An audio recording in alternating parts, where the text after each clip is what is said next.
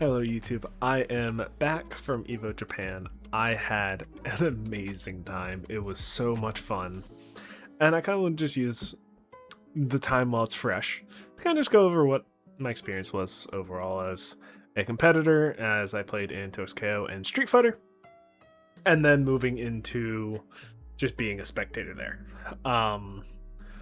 So first I had KO because everything in KO needed to be done on that first day. So my KO pool was at 9:30, and that pushed Street Fighter all the way to the end of the day. And since my pool was at 9:30, I wanted to be the responsible competitor, and I got to the venue at 8 a.m., which meant I got up at like 6:30 ish, and like I had to take a bus and then the train to get to Tokyo Big Sky, or Big Sight, and did all that. Was in line, saw a few pro players in the line. It was really cool, like just being in the same like line as those guys, because we also got to pass the, like, there's a separate line for spectators, and there was just something cool about that for me that I'm like, oh man, I'm in the special line, even though like it's not that special. Made me feel good. So I get in, I'm able to get through ticket checks, badge checks, all that stuff, and I get in the venue around 9. So took a quick second to walk into like the EVO museum thing, walked around, just wanted to kind of get the lay of the land, and I got to the 2SKO free play, played a set with a guy, I had a good time with that, and get to my pool like 9:25. Like I want to be early, I want to be responsible, and lo and behold, I was one of 3 people to be there at 9:30. More people showed up later, but it was just like, oh my lord, like how do we have something at 9:30? And I'm assuming it was because people didn't get here early enough and the lines to get in were pretty bad, potentially. I don't know for sure, especially because of Street Fighter and the amount of people that are playing in that. Probably caused a lot of congestion in a lot of lines, and because they were also starting at 9 a.m. So they were running the entire day. But they didn't end up DQing people until like 11:15 or 10:15 and 10:20, and I think it was closer to 10:20 because I remember it being like 15 minutes, and that was definitely frustrating because it's like we could, if like, I think normal DQ is around like 15 minutes, like 10-15.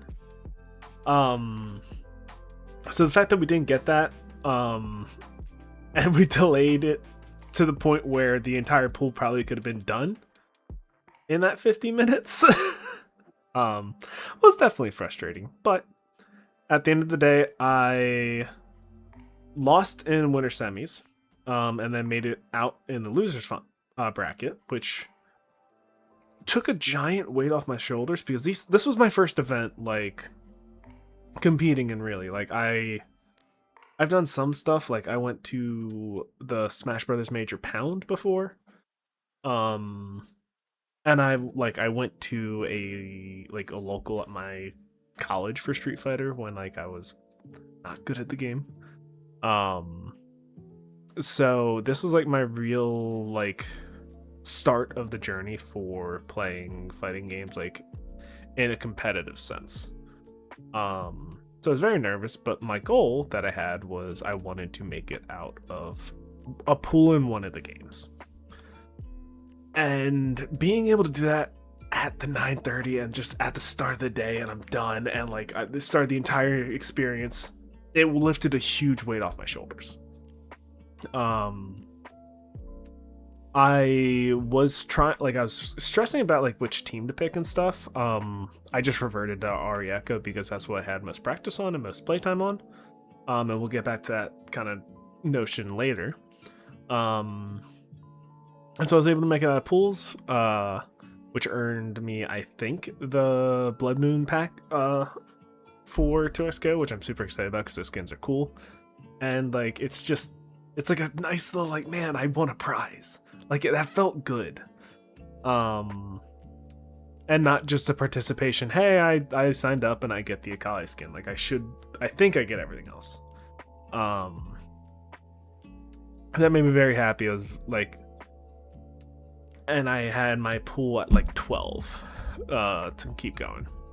I get there, and after more waiting, because we had to deal with the delays from not DQing people so early, get my match, and I end up playing against someone from my home state in the US, which I found hilarious.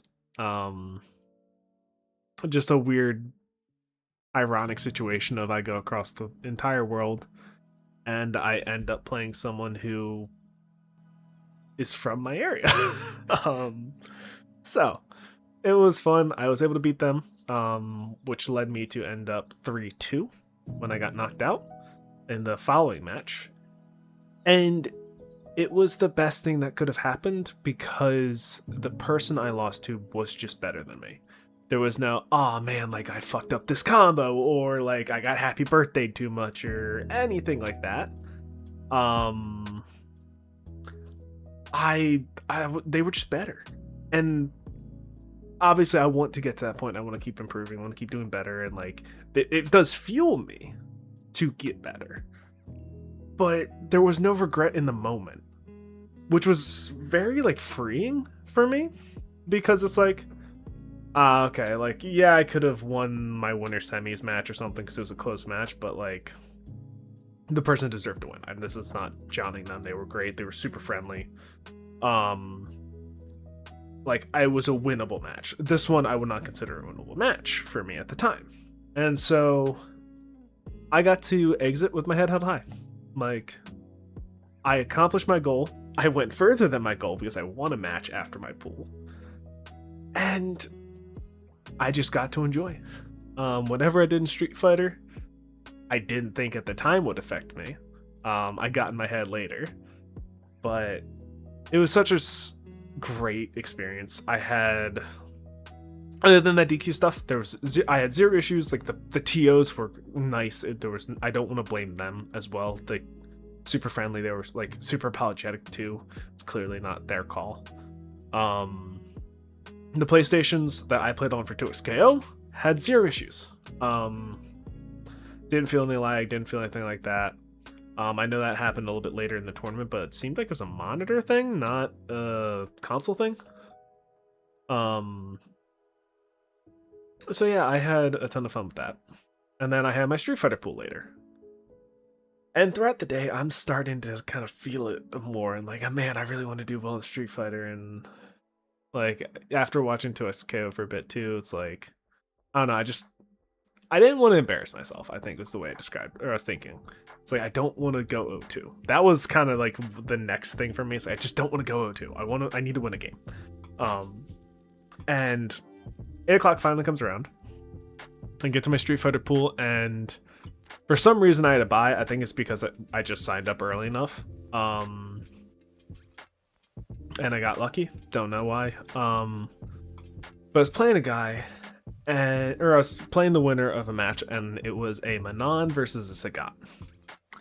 And I've been trying to learn Sagat, but I wasn't really feeling great with it. And Luke into Sagat is one of like the matchups that I feel the worst about in Street Fighter, and I've seen people be like, this matchup's impossible. So it's not just like a my feeling thing, I think. And so the Scott player wins, unfortunately. And so I'm like, well, I can't play Luke because this matchup's so bad. And I'm like, okay, even though my Scott wasn't feeling good, I'm going to try Sagat. And I lose the first match, and I switched immediately to Luke. Because I'm like, this just, I need comfort. And I lose that second match because of the PlayStation 5 lag. One of my knuckle combos messed up. and I literally died because of the way it messed up. Which was a shame, but and I got tilted. I 100% got tilted, man. I was so upset because I was like, I was already mad that like I wasn't playing a matchup I liked. But for me to lose in that manner, it didn't feel good. And so I get sent to losers. Person was very nice. I don't blame that person. Again, there's no hate towards people in this. Everyone I encountered was amazing and super friendly the entire weekend. So yeah, I went down to losers and I had to play a Zangief player, and the lag was happening again. I lose the first game, and I stormed to come back and win it 2-1. And so that was the moment where the weight was lifted off my shoulders. So I'm like, I won a game. We're great. I won a game. And then I got lucky again because I wasn't playing a Sagat player. And I believe it was a jury player, and I 2-0'd them. I was feeling great. And then I just run into another Sagat. And I run into this other Sagat, and they were just better than me. And this is a very similar thing to my 2x KO thing, where they were just better. They were better than the first Sagat player I played. Like that one, I feel like if I played Luke earlier and I was a little more warmed up, I could beat them. This guy, I'm like, oh yeah, there's no way. So I went out, technically with 3-2 scoreline, but one was a bye, and it's weird because like I think I could have, like if it was seated properly, I think I could have won an earlier match, but is what it is. And I went out like 2000th placed, which I didn't feel great about. But then I looked, the two people that I lost to made it out of the pool, which made me feel a little bit better and a little bit more like, oh my god, this guy that I felt like I could have beaten winners made it out of the pool. But the thing that like made me a little bit happier was I actually stuck with Luke and I was feeling good about it because again, I was trying to switch to Sagat. But by the time the tournament came around, it's like I'm so much more comfortable on Luke. And so I prioritized the comfort over the better character, because like everyone knows Sagat's better than Luke. So I was happy with how I played. I was happy with how things turned out. I obviously wish I could have made it to day 2, but I think for my level at the time and like in that stacked of a tournament, I'm just happy I got some wins and I finished 2000th. Like it's better for me to frame it as I beat out 5,000 other people. Like obviously not directly, but I placed higher than 5,000 other people, and that's crazy to me. And I won games, so I went into this tournament wanting this to be the barometer.